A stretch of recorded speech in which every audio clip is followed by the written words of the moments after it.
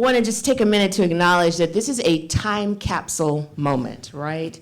Because one day, in the not-so-distant future, this kind of panel will be obsolete. It's not going to be novel. That's right. Yes, it's no longer going to be novel to think of women telling their own stories and becoming prominent in fields traditionally dominated by men. That's going to be over. And until that day of liberation and equality dawns, we're going to keep doing the work. And it's an honor for me to introduce you to these wonderful women who are at the forefront of both science and science-based storytelling. So, many of the characters that are created by the filmmakers joining us today are inspired by the authentic experiences of women like our first science guest, NASA Flight Systems Engineer Tracy Drain. Tracy, who I'm so happy to be able to say is a friend, has been, along with other women at NASA, she's broken glass ceilings, y'all. I mean, there's shards in her hair. You know what I'm talking about? And now, it's someone like her and the filmmakers who are telling the stories and the stories of pioneers like her, you just gotta hear her say it for herself. So Tracy, tell us about who you are and what motivated you to become a systems engineer. Thank you, Wendy. Appreciate that intro. I love you to tiny little pieces, by the way. I like little pieces of glass in my hair. I love that. I'll try to keep it short because I know we have a lot of folks I want to hear from too, and then questions from Wendy and the audience. So I was motivated by doing things with respect to space by my mom, who is not a very tech person, but she just loved science fiction. So thank you to all of you creative folks out there. A lot of people like me were inspired that way. And I wanted to figure out how to do something in the world that would be like Star Trek, going to go and explore our universe. And so I decided to study engineering. I was very fortunate to land an internship at NASA and then ultimately to start working at the Jet Propulsion Laboratory right out of grad school. And I've been there the whole time as a systems engineer, helping to design, build, test, and operate spacecraft, robotic spacecraft that go and explore our solar system. So that's Oh my gosh, wow. And the influence that our parents has on us, right? I mean, okay, I'm a television writer, but my mother was a science teacher, and my father was an engineer at Texas Instruments, and then Raytheon, and then Hughes. And I was surrounded by science. And that has such a big impact on me. So I'm interested because you're just saying that your mom surrounded you with creative thinking in science and representation in science in movies and television? That's exactly right. And it's not that she was on purpose trying to say, this is what you should do, little girl. It's just that she found those things to be fascinating, and so it never felt foreign to me for a woman to be interested in that kind of thing. And I know that lots of parents like to tell their children, you can do anything you want to be, but somehow she managed to say it in a way that I actually believed her. And when I decided to go study engineering, it just didn't seem weird or out of the ordinary, even though since I've been doing this for blah, blah, blah years, it's not like there were a huge number of people who looked like me as role models that I could look up to. But she made it, for me, such that didn't matter because of the way she raised me. Blah, blah, blah years, that's a technical term, y'all. I want to introduce a filmmaker. Sabrina Ehlert, how are you? Hi, I'm good. I'm so happy to be here. Sabrina has something called Launch Fever. Yes. Tell us about you and also a little bit about your film. Yeah, absolutely. Hi, my name is Sabrina Ehlert. I am a bicultural Mexican-American female filmmaker. My project is called Launch Fever, and it is about the true story of the STS-107 Columbia tragedy. The story starts on January 16th, 2003, when the left wing was struck on ascent, going on to a 16-day mission. And during that 16-day mission, one Mexican-American structural engineer, Rodney Rocha, goes on a journey to try to determine the damage while the shuttle is in space. He's met with a lot of pushback by management and his superiors. He meets a lot of obstacles on the way to try to get more information. And his goal as a structural engineer, as you probably know, is to ensure safety, is to make sure that he has all of the data available in order to make the correct decision and recommend the correct avenues. So unfortunately and tragically, the shuttle, as it came back in, that strike on the left wing turned out to be a hole, and it killed 7 people on board, 7 incredible astronauts. My mom is a Mexican immigrant. She's also a structural engineer. She's first generation college student. My dad's an engineer, structural engineer, and my brother is an aerospace engineer. So I'm a filmmaker, and they're like, what happened? Like, what happened? But I completely relate to your story about growing up in a science family and feeling like it's so interesting to find these true stories that relate to my background and my goals as a storyteller. So. You know what? Wait a minute, though, Sabrina. You have a male lead. I do. Well, how are you able to write a man? Well, let me tell you. Research. I do my homework. Okay. Ronnie Rocha is a friend, a supporter in this project. I couldn't have done this project or written it authentically without his input. His life goal is to tell this story, is to encourage young engineers to speak up against organizational silence.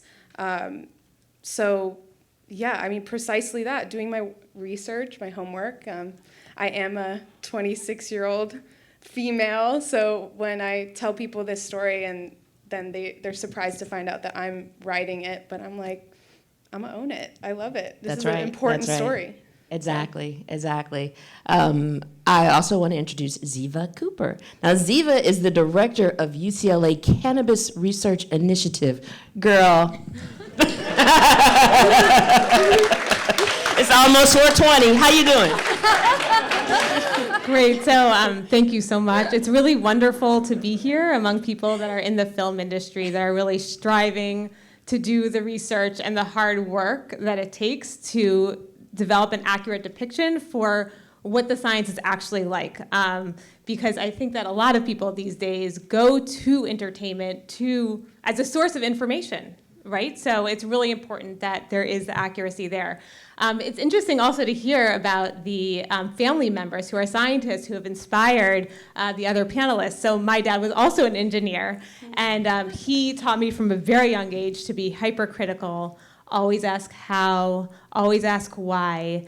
And the truth is that, it was a little bit terrifying because for me, it just meant that the world was abundant with questions and that it was very hard to get down to the truth and really understand what was happening.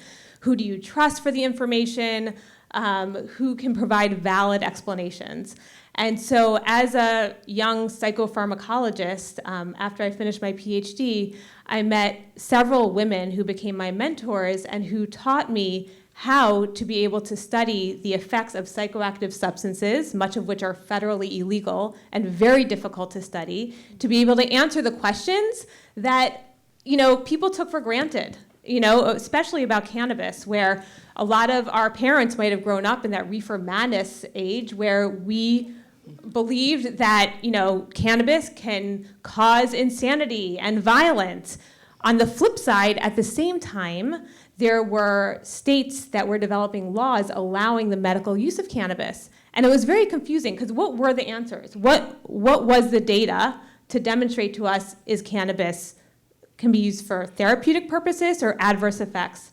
And so for the last 10 years, I've been working really hard, with all the federal regulations, getting my cannabis drug in my 750-pound safe, even though from UCLA, I can see the dispensaries down below where people are buying cannabis that's a lot better than what I have in my safe, right? And I was really determined, even though it is hard to do, to be able to set out and do this research and be able to answer these questions. And not just that, but inspired by my mentors to be able to mentor the next generation. And so at UCLA, we have an education program that is geared not just to neuroscientists, not just to biologists, but really to anybody. We have anthropologists, we have history majors, we have people in chemistry who come to learn about cannabis, all the way from pharmacology, those nitty-gritty molecules and how the receptors interact with the drug, to public policy, so that people can really understand and be able to see the movies, read the media from an informed perspective. And we also have an army of undergraduate students in our laboratory learning about how to do this work. And so it's our hope that even though there's only a handful of laboratories in the United States and even in the world that do this work, that we're training the next generation to be able to answer the questions that are really pressing today. Wow. What kind of questions? Because I have to ask because they say the next pandemic is a mental health pandemic. Exactly. And can cannabis help that, or can cannabis actually exacerbate that? Right? And there are people that believe things on both sides of that coin. So what we do at the Cannabis Research Initiative, which is actually a center because we're growing so much, is we not only do the clinical research where you give people cannabis and you compare it to a placebo to be able to answer, can it help with anxiety? Can it help with a substance use disorder? But also be able to answer the questions, well, are there negative effects? And then on a community level, on a county level, LA County, state, and US level, on a community level, what are the impacts of the rising use of cannabis? Is it helpful or is it harmful? Right. Well, the next filmmaker I'm going to introduce has something called The Mushroomers. I'll let you figure out that segue. Her name is Erica Liu. Hi, Erica. Hi. Tell us about you and what you're working on. So my film is called The Mushroomers, and basically it's about a mycologist who, after her husband's death, she kind of goes through her grieving phase, and she kind of seizes on this idea of using mushrooms to remediate a patch of old growth forest behind her house. So basically, it's kind of exploring like grief, renewal, the whole like death, life process through the lens of mycology. And it's interesting, I actually was inspired from like a real life scientist, so kind of the opposite of what you guys have been through. But I was reading this article in the New Yorker about this mycologist called Merlin Sheldrake, who would just go like romping through the woods of like England, kind of eavesdropping on what was happening below the surface. And I just thought it sounded so magical and so whimsical. And so I immediately went down like a rabbit hole of research, and this is what happened, like the mushrooms. I'm glad you made it out of the rabbit hole so we can all I'm like enjoy still your half in there. experience. I just like research like way too much. I'm sure everyone can relate. I mean, is there a point where you ever get to where you're like, okay, that's enough research, now I've got to sit down and actually write this thing? I mean, I think I tried cramming all of that research, like binders and binders of research, literally completely shoving it into like my first couple drafts, and people were just like, no, it's way too dense and science-y, and I don't know what you're trying to say. So at that point, I was like, okay, I should start calling it back. So I think that was like the biggest challenge of working on the script, was like making it seem like these characters were scientists, but not like literally shoving mushroom facts like down people's throats all the time. It's like a fine line. I'm still like working on that skill. Yeah. I think we all go through it to some degree. I really do. The last filmmaker I'm going to introduce today is Marion Whittaker. How are you? I'm good. Tell us about the Northern Lights. Yeah, so it might be science light, pardon the pun. Yeah. Yeah, and I grew up with two lawyers as parents instead of scientists, so I think I really learned to appreciate the written and spoken word maybe a little bit more than science. But I think where it came together with film was like several years ago, I went to see, I won't say which one, but it was a soldier World War II movie about the Brotherhood of Man, so I'm sure that narrows it down for you. And I thought, oh wow, Hollywood makes like several of these every year, and I started to get like, and they love it every time. And I got really frustrated. I was like, there are so many other stories out there about women that we just overshadow and overlook all the time, and that's when I was like, okay, I want to go to Hollywood and I want to like contribute to those stories. Northern Lights, I worked in Alaska for a couple of summers, once as a camp counselor and once as a zipline guide, and I just fell in love with Alaska and the place and the culture there. And so when Sloan came up, I was like, oh, I want to do something about the Northern Lights, because it is like this phenomena that has gripped cultures around the world for thousands of years, all over in both hemispheres. They have like folklore and myths about it. And in a lot of them, they talk about these like sounds and whispers from the Northern Lights. And often it has to do with, like, they say evil spirits or ancestors. And that mystery of the sounds has been like one of the greatest scientific mysteries of the Northern Lights. Like scientifically, they haven't really been able to figure out until recently what they think causes those noises. So the screenplay is unfortunately about a fictional Alaska Native scientist, because there aren't very many famous ones yet. But she works in a tiny little village, basically running the kids' science program, but she wants to work for NASA. And one night, the kids get trapped in the wilderness, and she has to go save them and use all of her knowledge. And during that, she discovers scientifically how the noises are made. But it's about her warring with her, how she's stuck to science all her life. And rejected her spirituality, and kind of merging those two together. And can they, in some ways, be the same thing? Can science be spiritual? Wow. I mean, I have to say, I've had the experience of seeing the Northern Lights, and I also felt some sort of spiritual vortex connection. Yeah. Did you find any other stories of people saying that they also felt that way? Yeah, I mean, tons of people. I mean, it truly is like one of the most arresting things you can see, I think, because it just takes over the sky, and they dance, and they do feel alive, which I think is why a lot of the stories that have traveled down through the generations about them are about people. There's several different kinds of stories in Alaska. One is that they're playing soccer up there with like a skull, basically, and it's like, yeah, they're playing a sports game. So you can be like, oh, look, my ancestors winning. So yeah, and then, but the myth that I focus on, the belief, is the idea that these are trapped souls that didn't make it to heaven, and the idea is that they are trying to help guide other souls, and the whispers are like them talking to you. Wow, that's so interesting, because that kind of myth is in so many cultures, right? Yeah. Wow. So I have a question, and I'm gonna throw it out there, and I'm gonna give it a little twist, because that's what TV writers do, like act out. So the question is one I'm sure you have heard many, many times, which is, how important is it for women to see themselves represented in film and television? Okay, I'm gonna put that question out there, and my little twist on it is, how important is it for women to have agency in telling stories in film and television? So, anybody have a thought?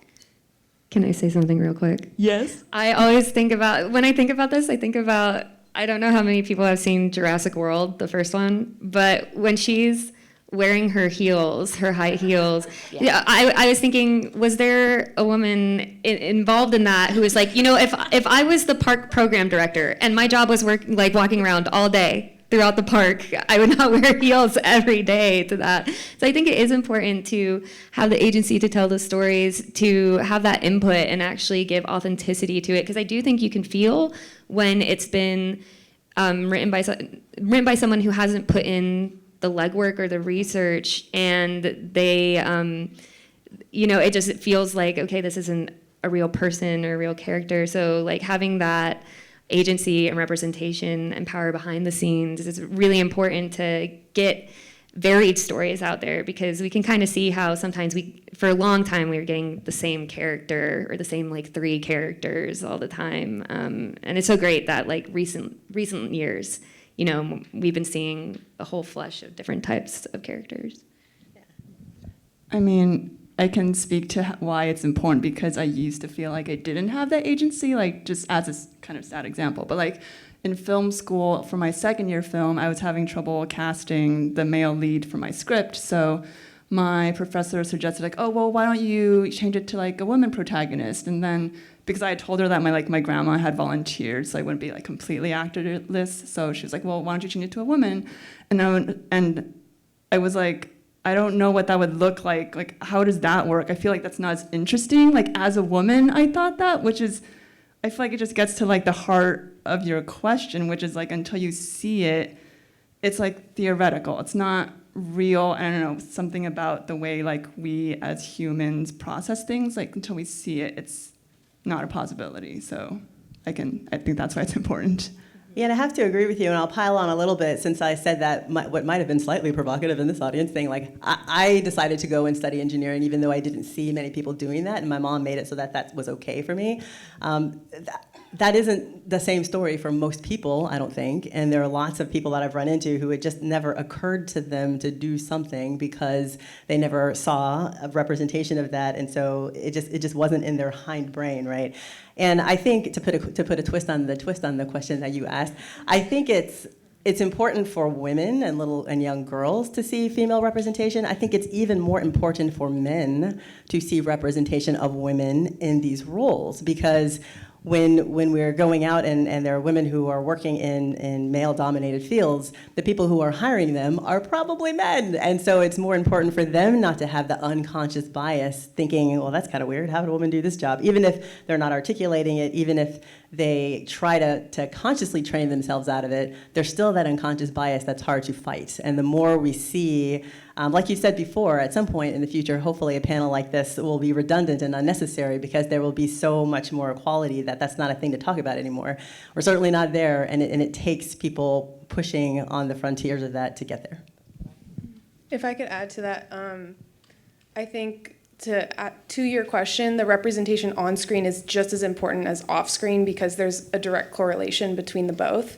And just if I could share like a little story, part of my work as a Latina is to increase representation of all sorts of Latinidad on screen. I think we're really just hitting the surface. And even a study came out with like the different representations in lead roles, and Latinidad like goes across all races, and it's so vast. It's not a monolith, right? So my mom, being an immigrant and becoming an engineer, was met with a lot of obstacles in order to get there. And in order to succeed, I think what she's been able to tell me recently is that she had to give up her Latina identity in order to succeed in these spaces. And I grew up with my abuela who helped raise me, and she was very proud. And that's kind of where I get my pride and my heritage. And carrying that pride into my filmmaking just recently, and like I said, my mom went as far as changing her name in order to succeed. She had to do what she had to do in order to provide for us. But because I've been so privileged to be able to be a filmmaker and be so proud of who I am, she is now reclaiming her identity as a Latina, as a Mexicana. And it is like the most beautiful result to see in, my mom, but also I think it's for everyone. I think that's a possibility for everyone, so. Yeah. Yeah, the assimilation thing, this was a big week for Black women in America, okay? Yeah. This is a big week for us, right?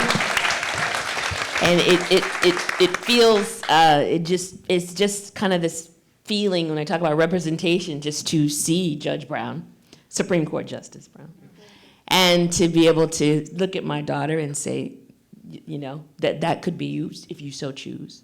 And you don't necessarily have to change who you are, is really, really powerful. So thank you so much for sharing that. I love how personal it became for you, to see the impact in your own life is amazing. One of the things that one of our panelists brought up is a book called Cassandra Speaks. Has anyone heard of this book? Anybody? Yeah? Oh, okay. So I'm a little bit new to the party. But I started listening to the audiobook, and it was very moving because it starts, one of the first things it breaks down is the story of Adam and Eve in the Garden of Eden, and how Eve is, immediately the one that is the one who breaks the rules, right? The blame for all of humanity, blame it on the woman. She's the sinner, and she did it first. It got me thinking a lot about how you approach character, and especially female characters, in stories. And so I'd love for you to just tell me a little bit about if you have any different approach to your female characters versus your male characters. And I'm going to actually ask the same thing if you, as scientists, have a different approach to your work as females in your industries. Well, if it's okay if I start as a scientist, and how we create the perception of what a female scientist is. I struggle a lot with this because I became a mother at around 38, and as I was growing and developing my career in science, it was all about the hard work and putting aside personal family life, to the point that when I gave birth to my last child 6 months ago, the chair of my department did not know I was pregnant until I went on maternity. Well, I didn't even go on maternity leave. I taught a lecture 3 days after I gave birth. But I worked through this, and to this day, it is still a challenge for me to be able to be honest about the fact that as a woman and as a mother, I prioritize my science, and it is really important to me, but it's also, my family is, of course, a priority to me. And just the other day, I was talking to a graduate student who I mentor, and she was talking to me about my mentoring style. And it occurred to me that if this is going to be a successful relationship, she has to understand what my family life is like. I cannot hide it anymore. I cannot move past it. And my husband throughout all this has been telling me that I should be more honest about it and I should be upfront about it. And I was thinking I should keep it under wraps.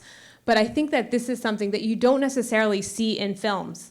You see the female scientists, and they are inspiring and you can relate to them, but very rarely do you actually see the struggle between the balance of taking care of the family, taking care of those kids, going to their birthday parties, writing review papers and grants while you're at the soccer game, or while your kid is at your elbow asking you to make a peanut butter and jelly sandwich. And I think that women who are mothers, this must be acknowledged, because if other girls and young women if they do want to have a family, they should know that it is possible. A lot of young girls don't think that it is possible to have both. It is challenging, but it's definitely possible. So that's from a scientist perspective. That's really great. Wow.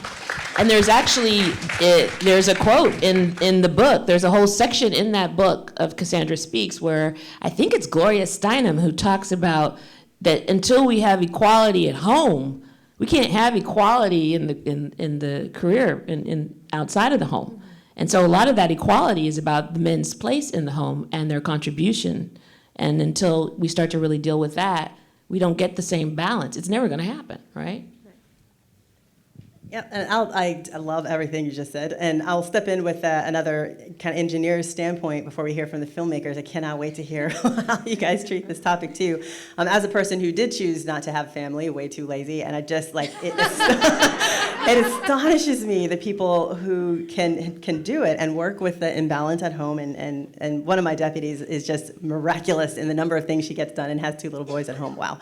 For me, I think about it in terms of how I conduct my work and the things about my approach to work that I value that are not necessarily valued in the traditional male-dominated way, right? Like when we think about leadership in particular, I'm gonna sound like such a hippie right now. There's such an emphasis on confident, strong, determined, like directing people, go do this job, and that's who you have to be. And one of the things that the book talks about is that women have the sense that in order to be strong leaders, we have to change ourselves to be that. And one of the things that I'm so fortunate about of having fallen into the realm of systems engineering, which is where you're trying to do something very complex that has a whole bunch of different moving parts. People are focused on those different parts, but your job is to make sure they all work together. And that's not just about the technical aspects of doing something over here that screws up something here, and now you gotta make a change to make it all balanced. But the human beings who are doing the work and who bring their own attitudes and hiccups and like whatever problems to work, we have to work with them and solve problems around relationship building in order to make a team function well so you can solve these complex problems and like get a spacecraft to the launch pad on time. And I love that the systems engineering organization that I work in, they highly value effective communicators, effective team builders, leaders who nurture their teams and empower people and do lots of mentoring, which is all very stereotypically more feminine things to do. And so I'm fortunate in that is valued in my job by some people, and that I get to lean on that as a woman doing the job. I had one young lady that I mentored come to me and said, Tracy, someone actually told me, you are too nice. You're not going to get ahead here. You have to figure out how to toughen up and be sharper with people in order to be a more effective engineer. And I told her, so number one, that is a lie. Or just a horrible, horrible mistake. Like, this is from a person who doesn't understand a different way of going about your job. That can actually be much more effective with a broad type of team in order to get them to work together. So that's what I see as important, and I would love to see more of that in film.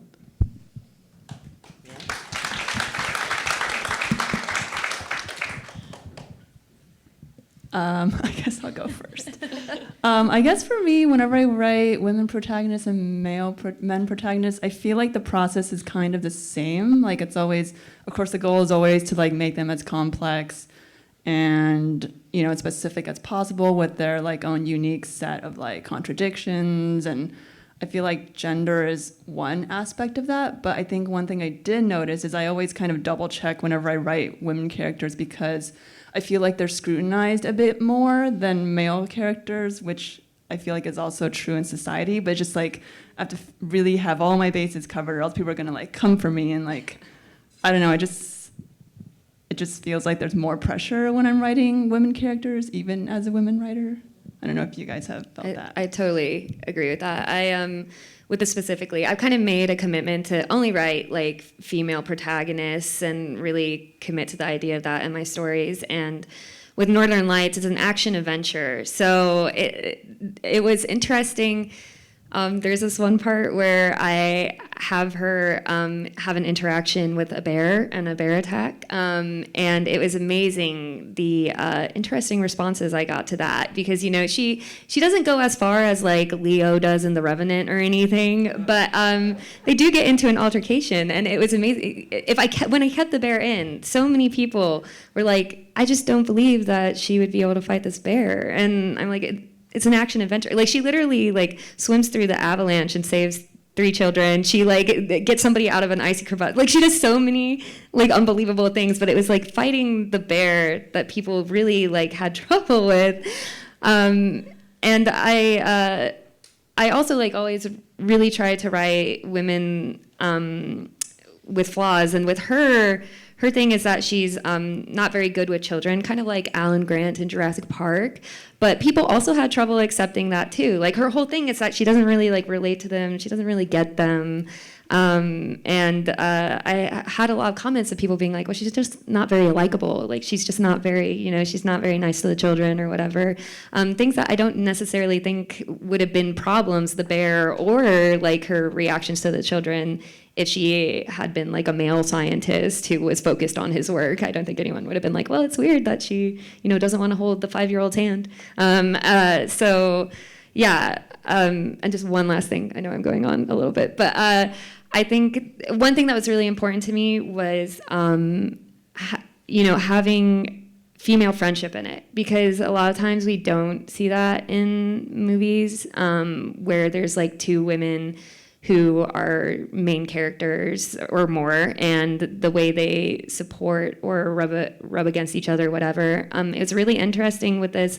A lot of people, I think because it's pretty uncommon to see, a lot of people thought they were like romantic interests, and I was like, no, they're not. They were like, oh, I thought there was going to be something happening between them. And I was like, no, it's just 2 women who have different outlooks on life, because there's a photographer in there who's very spiritual, and she ends up helping save the children too. And it's just 2 women with different outlooks on life who start out kind of, you know, like not really getting each other, who form this tight bond and friendship through this horrible night. And it's interesting how we don't have those really tight, close female friendships portrayed often on screen, even though my female friendships are like the closest, like deepest things I have in my life, the most longevity, but it's just not usually represented there. I totally agree. I have to interrupt for a second because I feel you. I really do. I mean, one thing I want to say that has been helpful for me, and I think it's apropos to this panel, is whenever I get that pushback on a female character in particular, you know, that's not possible, that feels untrue, I don't believe that, that's when I pull out the, well, I happen to know Tracy Drain, who actually is a systems engineer at NASA. And, that's when I pull out connections to real people who I've met, I've interviewed. Usually they're part of the research process of the piece. And I'm able to say, actually, there's a real life example of this. So I'm sorry you don't believe it because you've been fed all these tropes for so long. But in real life, this exists. And that's usually when I'm able to push something past that point.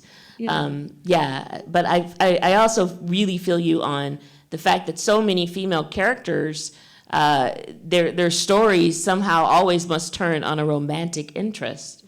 I mean, in your scientific lives, do you find that to be true?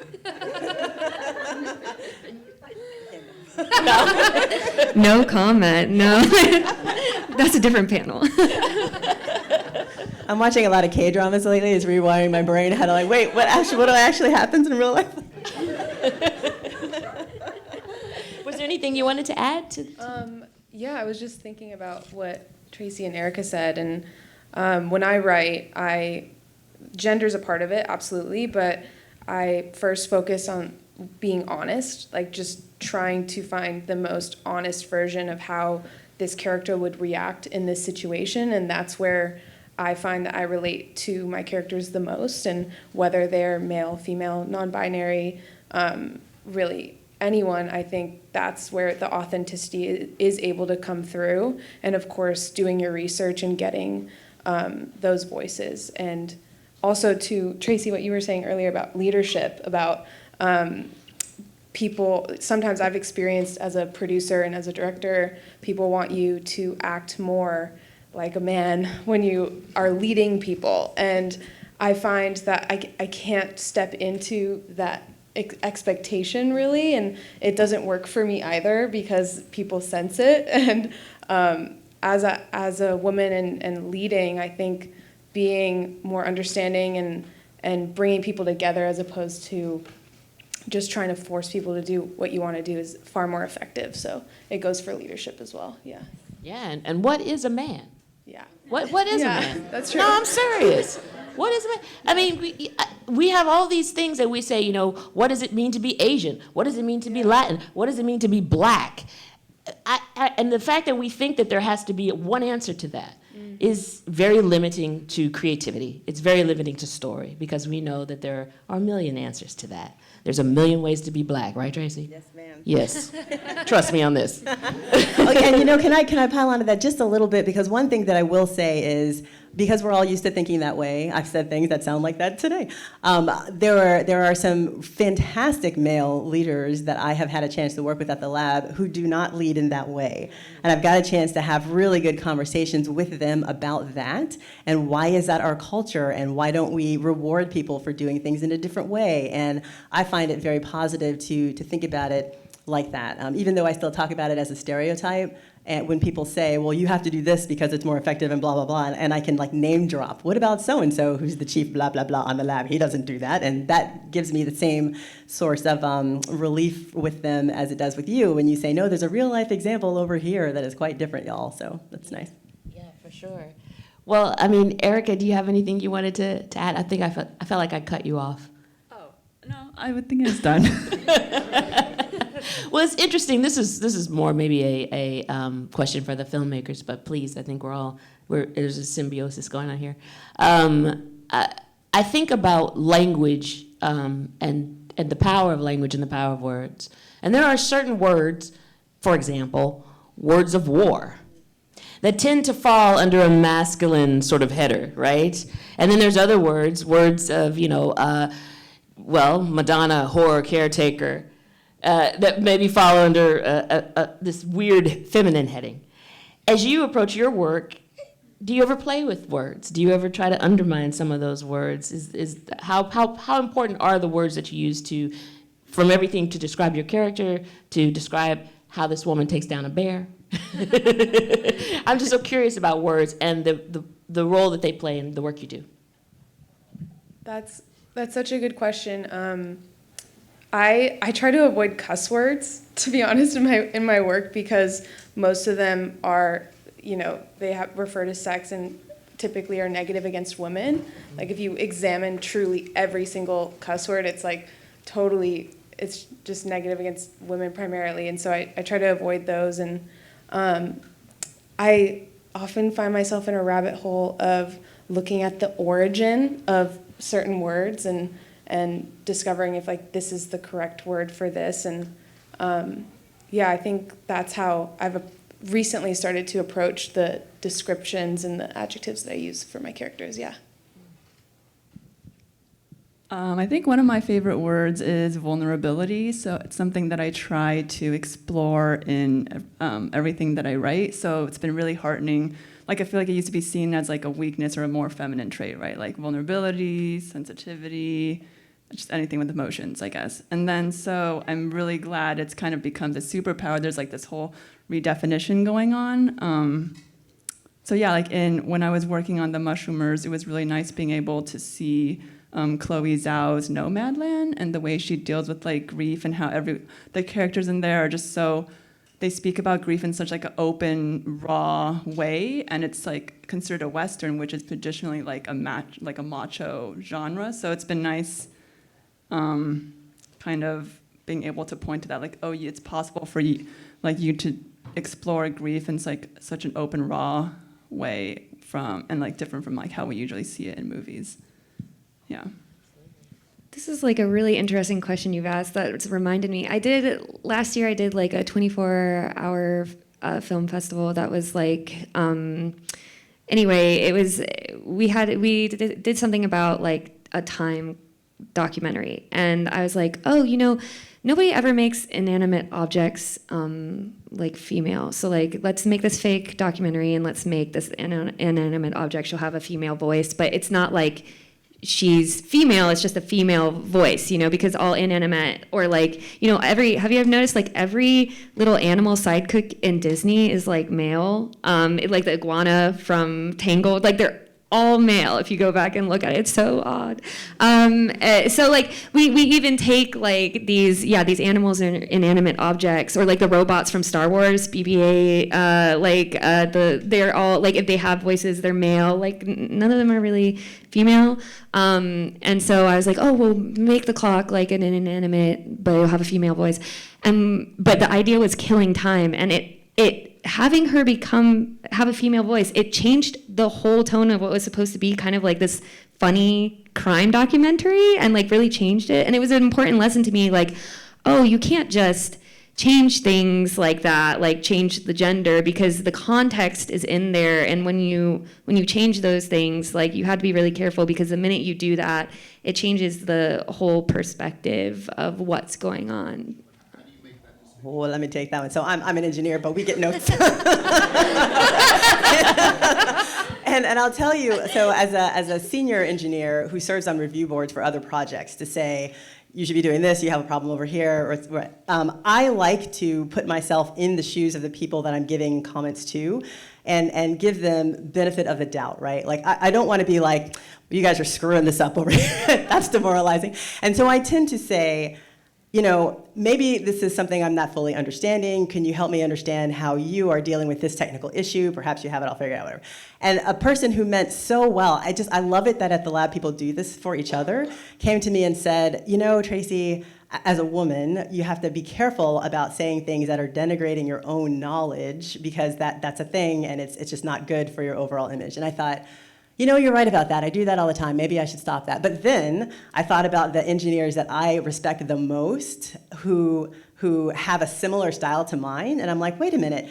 So-and-so male great engineer does that. So-and-so male great engineer. You know what? Thank you for that note, but no thank you. I'm going to keep doing what I'm doing. And when we get to the point where there's less inequality about these things, it won't matter anymore. So that's an example. Yeah, and I think for me, that's a great question. It definitely, especially with the bear, I was like, well, you have to separate, like maybe it doesn't fit in the tone. So there was a lot with the bear I had to decipher of like the bear of it all. And I did end up toning it down just to make it like a little more believable, because I guess, but I have a helicopter crash in this? I don't know. There's some things I'm like, how is this the least believable part? But I think with the likability thing, it all has to do with like kind of what Tracy's saying, like asking the next question, like, oh, what makes the person unlikable? And if that seems rooted in something that's a little questionable, that's when I start to think, like, is this a note that they would give to, like, if this was a male character or something were different? Because it did feel very much like, oh, the reason she's unlikable is because of, you know, that she doesn't have any type of maternal instinct or anything for the children. Like, she just, you know, she's like focused on the science. So I think it all has to do with the context behind the note. What if you told them it was a female bear? I know. Then they'd be like, oh. Maybe they have a We're romantic gonna interest. work on this scene because I'm fascinated. I love the challenge of this one. Thank you so much.